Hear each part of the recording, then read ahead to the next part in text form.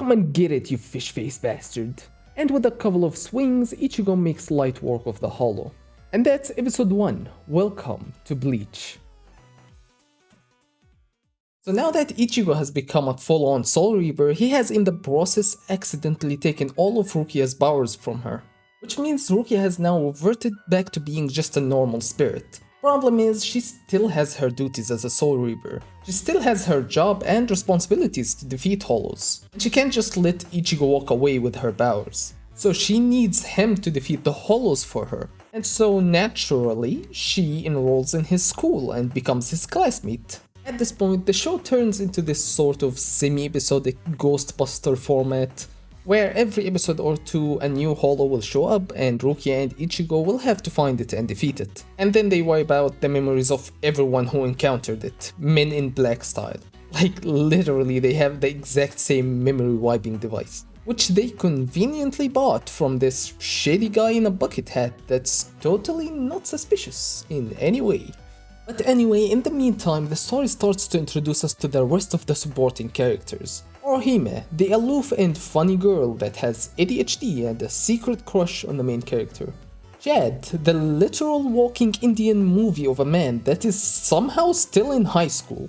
And Uryu, the prideful rival from a secret hollow hunting clan, who's also kind of a neat freak. And while all of them get a solid backstory and characterization, it's not until episode 16 that the story really picks up, where two new Soul Reapers show up and they are hunting for the missing Rukia and the human who took her powers from her. They seem to have figured out roughly what Rukia's situation is, which is weird, because this seems like a quite specific situation she's in, like the type of situation where you almost die fighting a hollow with the only way out being sharing your powers with someone else who might be able to save you.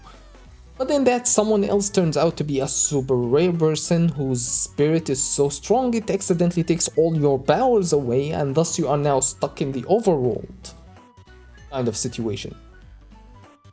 But anyway, they tell her that they've come to take her back to the Soul Society to get judged for her crimes. Because you see, giving away your Soul Reaper powers to a human is a crime worth the death penalty for some reason.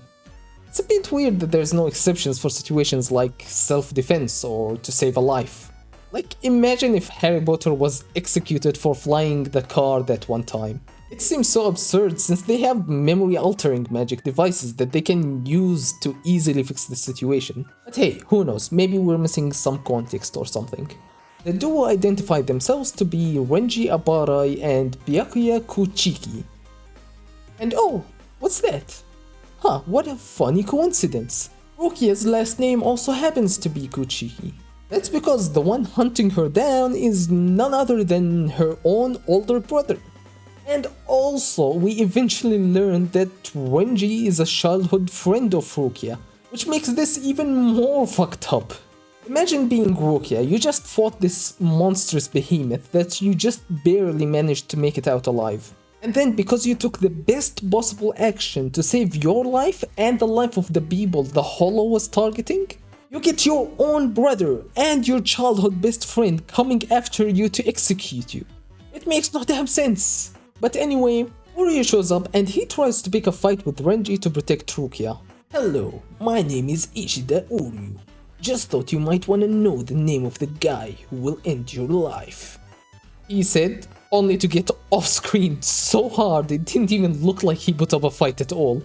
Renji doesn't even have a scratch. We cut back and Uryu just falls onto the ground right where he was standing next to Rukia. But luckily for him, the goat Ichigo shows up and saves him before he turns into a shish kebab. My name is Ichigo Kurosaki and I'm the one who's going to beat your ass.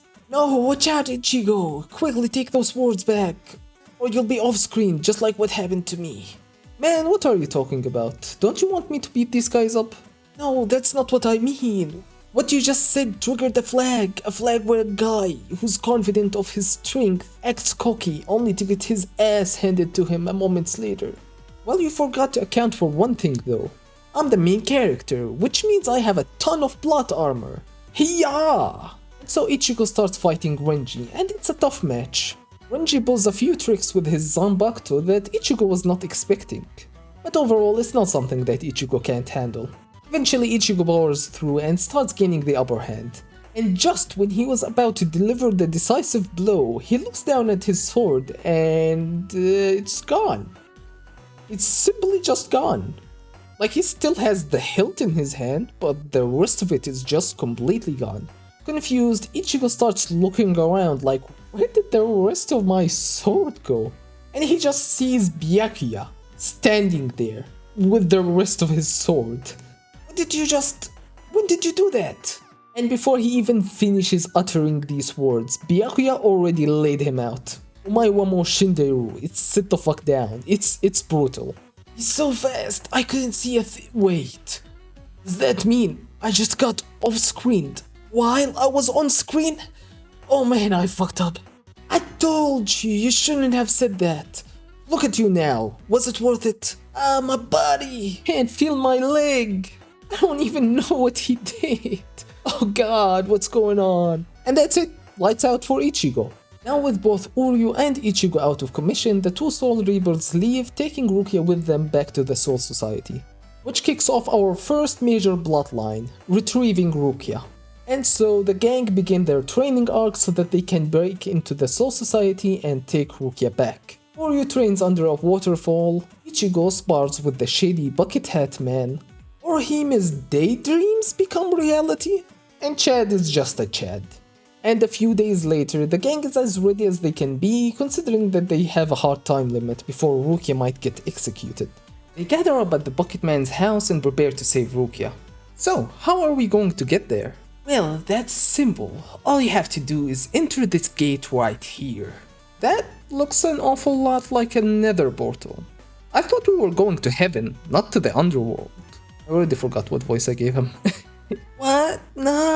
This right here is a white nether portal, don't you see?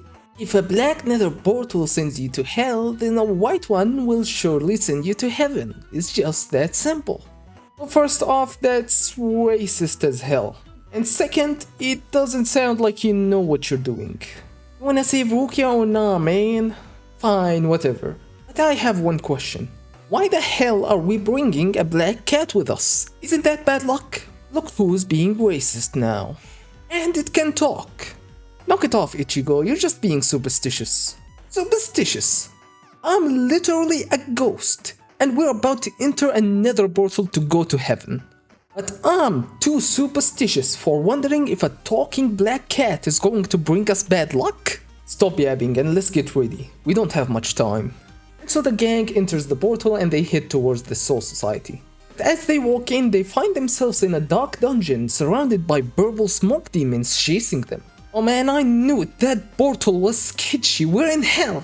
No, we're not in hell, this is the right place, just keep running. What do you mean the right place? There's skeletons on the walls! Have you seen the gates of hell before? This is exactly what it looked like, not to mention the monster that is currently chasing us. Just shut it and keep running, we're almost there. And they keep on running until eventually they make it out and they find themselves in Soul Society proper. And this is where we're going to stop the video today.